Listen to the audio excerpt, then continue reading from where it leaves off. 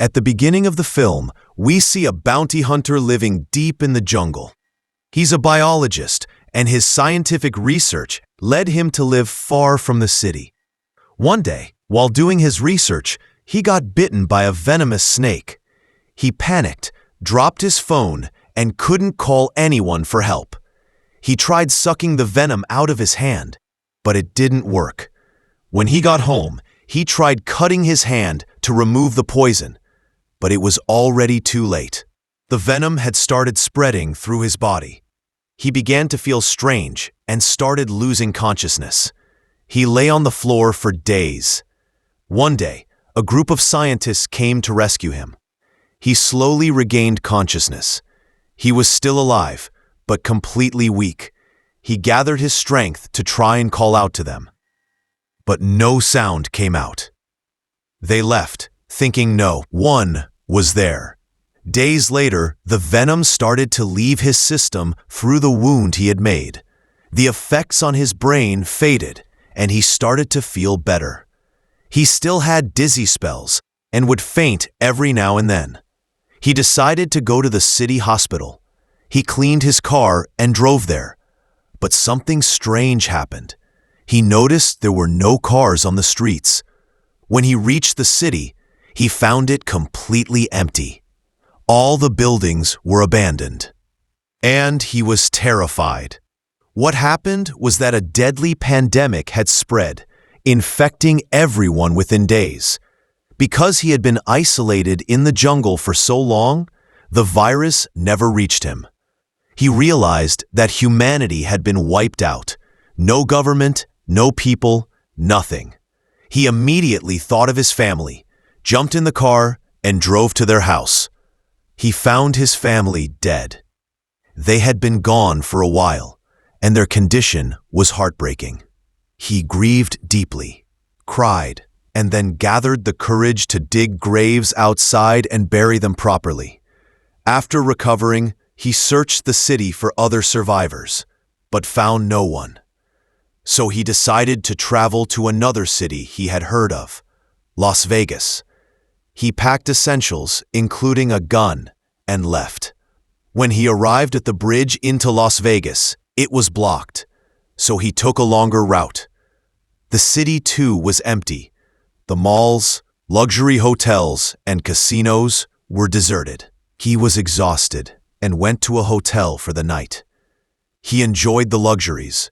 Everything was free now, but he still longed to find someone, anyone. The next night, he met two survivors. The girl told him her heartbreaking story. She had watched her whole family die on a video call and had lost all hope.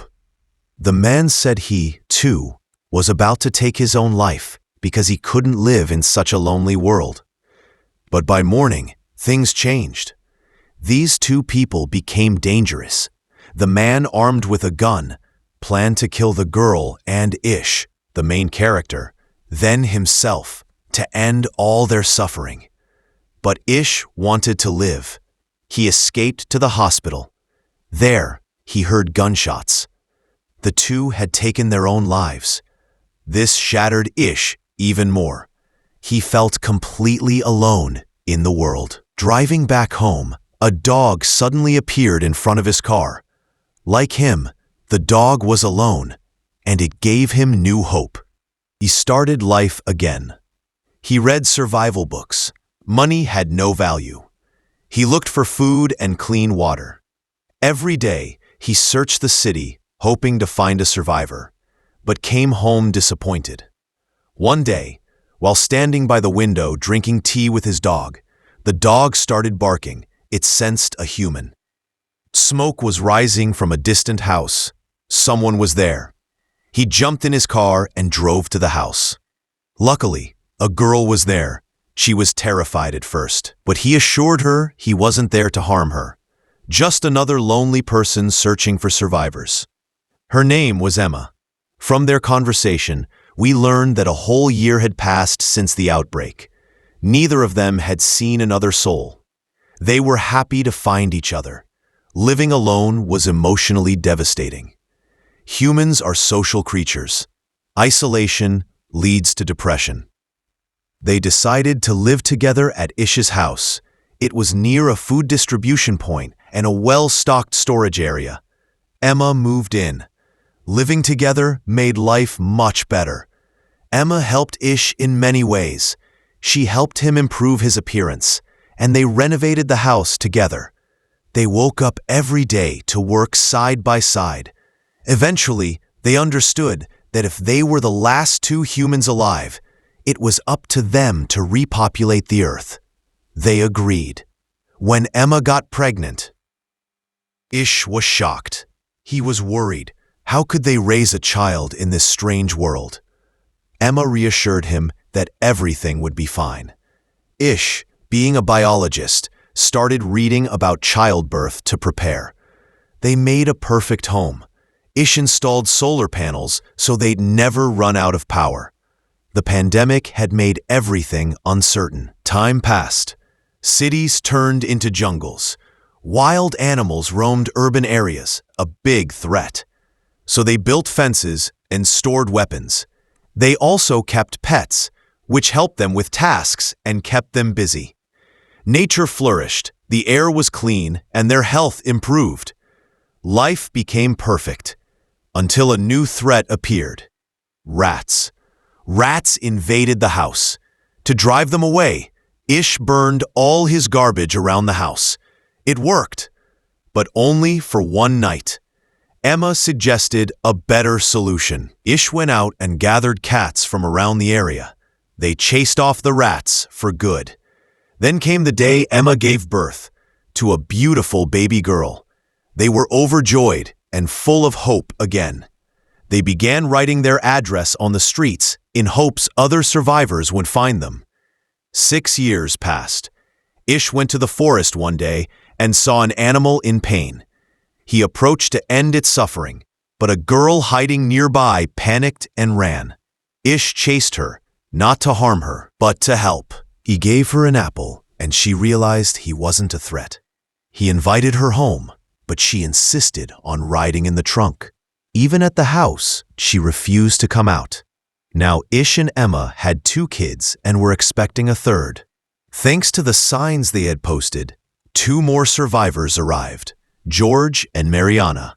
They had been wandering the world for months before finding the signs and decided to stay. The girl from the forest stayed in the car all night. In the morning, Mariana brought her food, but she panicked and threw it. Mariana calmed her down and told her that she and George had wandered for months before finding this place. She assured the girl that Ish and Emma were kind people with everything they needed. Eventually, the girl opened up a little. They learned her name was Evie. Mariana discovered drawings and a letter from Evie's mother explaining that during the pandemic, her father had abused her. That's why she was afraid of everyone. Her mother hoped someone kind would find and protect her. They cared for Evie deeply. That same night, Emma gave birth to their 3rd child. A year passed. One day, they saw people approaching. Everyone panicked and hid the children. The adults armed themselves and went to check. They met a group of 4 survivors, including a doctor named Molly. Molly said she had only met 4 survivors in all these years, and this was the first time seeing a family. Ish and Emma welcomed them into the community, since they weren't short on supplies. Ish taught the new members the rules. Always carry weapons. The world is a jungle now. Never leave alone. Always go out in groups. Wild animals or other people could attack at any time.